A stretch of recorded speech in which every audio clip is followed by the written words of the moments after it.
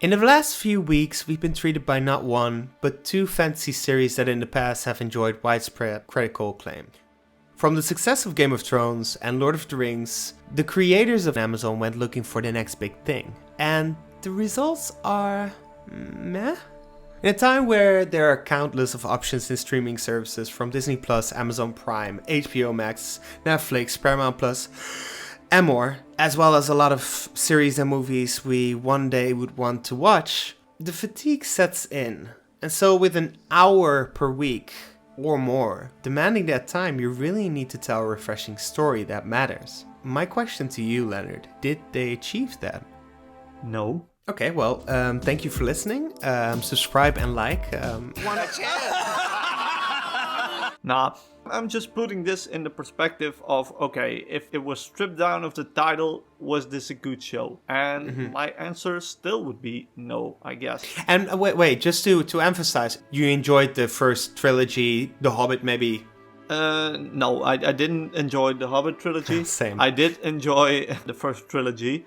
And I enjoyed the books. But yeah, just looking at the show. Well, we called, I think it was last week or maybe 2 weeks ago. And we just said to each other, okay, what am I watching? What are they building up towards? I really have no idea. It's called, well, Rings of Power. So... What are the rings?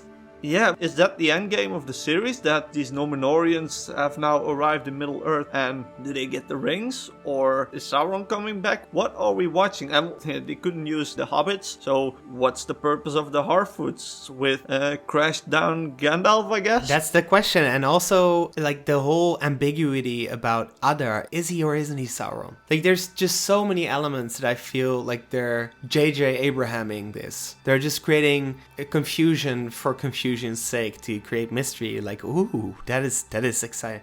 Yeah, and it doesn't work. No, because at some point we're 6 hours in, and at the sixth episode, we're finally getting an idea of what is gonna happen. There's finally something happening that the world kind of collapses and...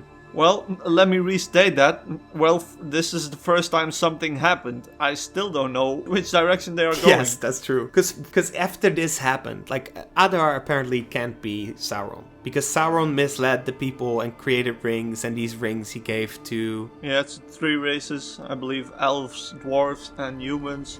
There's not the idea of someone that can fool them into getting these rings and then fool...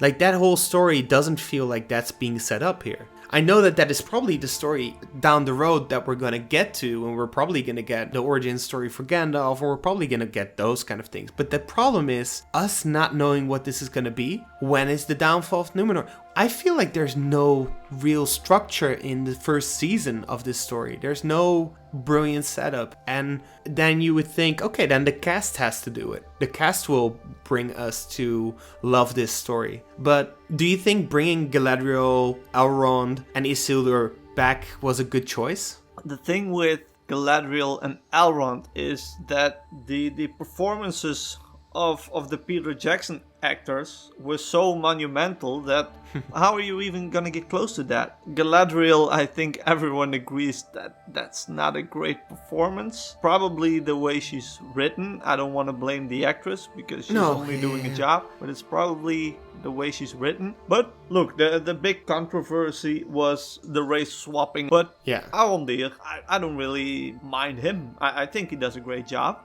I think he's great, but my problem with him is he's just another Legolas. And he has a little bit of Aragorn woven into him. Yeah. They're templating here. They're rehashing things. This to me feels like the Star Wars sequels. It feels like we're watching A New Hope being rewritten as The Force Awakens. You know, there's this scene in I think it was the 6th episode, where the horses are driving into the Southlands while the sun is coming up. Yeah, I guess that's the birth of the Rohirrim. I think that's what they want to portray, but kind of, but it still feels like Helm's Deep and Gandalf coming in, and there's thematically way more happening in the Helm's Deep fight. There's a whole movie building up to this Helm's Deep, and there's this last salvation coming from Gandalf. Thematically, there's so much happening and built up, and it's coming to this one moment, and here it just happened so fast, and it was just for weeks we've had like an hour and 10 minutes of what is happening, and all of a sudden it's like, oh yeah, they're already here, and oh, by the way, yeah, they won the fight against,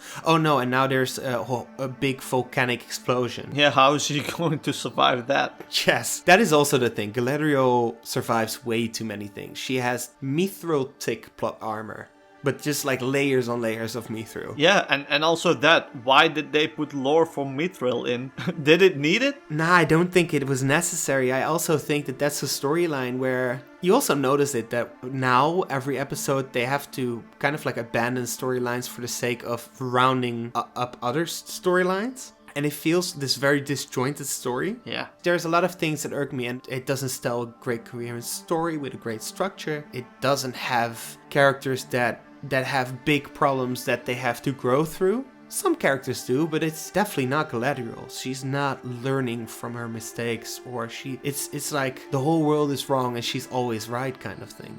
Yeah, and well, the thing I want to mention is in episode 6, it really went dark. Adar, he had this little piece of dialogue in which he states, the orcs... We are creations of the One, master of the secret fire, the same as you, is worthy of the breath of life.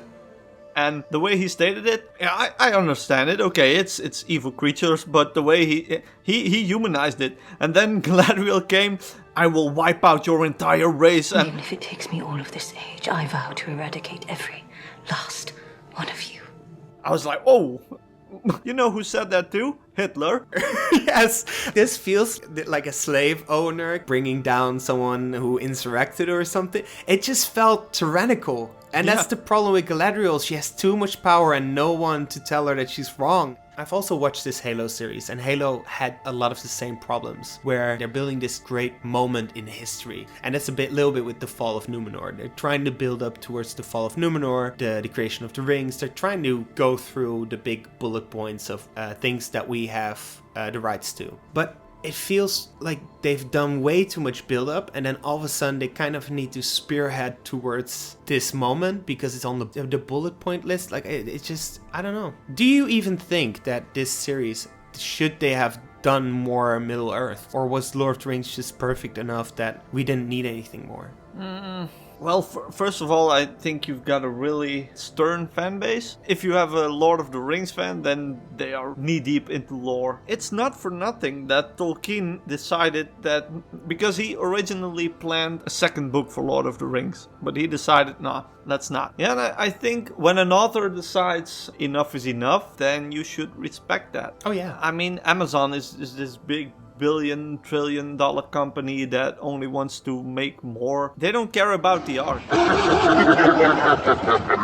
You know, Amazon has a few things that they do very well, and I think, for instance, The Boys is really nice. So I don't want to take a huge dump on Amazon. And it's very admirable that they're trying to do works from great authors and trying to bring that to life. Amazon has also tried to do The Man in the High Castle, but it's nothing has been as big a success. Then they have to write something that has to be as good as Tolkien, and it's not a story that's pre-written. So what we're seeing here, in my opinion, is the same problem that happened to the last 2 seasons of Game of Thrones, but then trying to write it as floral as the story of Tolkien and the writing style of Tolkien. Yeah, and that's really difficult to try to emulate Tolkien because he was a linguist, and it's really difficult as a writer to come close to that level, and you probably can't if you're not a linguist. I also think it's more and more going to become impossible to become as good a writer as the men and women that lived in that time, because we are more distracted in this time. We are not as scholarly inclined. Well, you can, but I really believe you have to be a linguist. But it's rare. Yeah, it's really rare. It's not in the frequency that Hollywood picks these starting writers that have never had like many experiences, because it's always that. It's always getting people that have written like maybe 4 semi-okay okay stories, and then they have to do this gigantic, like crushing title IP, and they have to do it right. Who's the Benioff and of Lord of the Rings? Like these two guys that are now Payne and something. They haven't had anything worth mentioning on their repertoire, and then they have to tackle this as like one of their biggest things they will ever do in their lives. But that's the thing, it's studio work. Like of course, all jokes aside, it does feel a bit like a studio try to create a success from their own moral values. The problem with that is that, for instance, Peter Jackson, when he made Lord of the Rings, he didn't say we're gonna do this based on New Line's moral values or our moral values and how we feel that it should exist. No, we do it the way that it was intended by Tolkien. Yeah, and the Tolkien Foundation, as I understand, wasn't too happy with that. And I mean, 99% of the fans were really loving that, so... Maybe some people who will finish these series. I have already made my mind up that I will not. I will probably finish it, but... Will you actually watch all 5 seasons planned? Ooh, I don't know, there you but go. I mean, I'm a completionist. That's 50 hours of just watching an improperly created structured story with a lot of the woke tenets imbued in there. It's just, these studios, I get it, they want to create this, but respect our time a little bit. Yeah, and I think that's a good way to end the episode. Yeah, definitely. Now, but as a writer, minimalism. Yeah. Try to do more with less. Try to know what you're trying to say with the story and how people are going to experience it well. Yeah. So, what do you think? Yes, of course, we would love to continue this discussion with you in the comments. If you enjoyed the video, consider liking it and perhaps even subscribing to our channel. This will help us understand what people like and create better content for you as the listener. This was From a Writer's Perspective, and see you in the next one.